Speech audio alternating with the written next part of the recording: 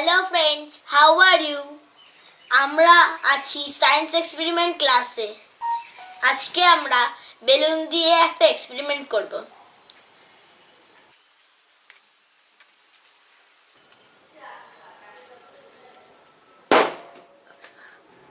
যা, বেলুনটা ফেটে গেল।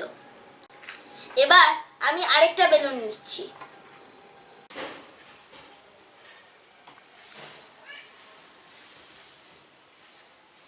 এই দেখো, বেলুনটা ফাটছে না।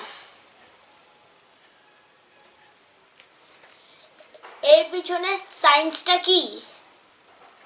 আসলে যখন আমি প্রথম বেলুনটা ধরলাম তখন ওটা ফেটে গেল। যেহেতু আমি যখন ওটা আমি আগুনের উপরে রাখলাম তখন ও এই আগুনের তাপটাকে তুলে নিল, আর ওটাকে কোথাও ছড়িয়ে দেওয়ার জায়গা পেল না, তাই ওটা ফেটে গেল।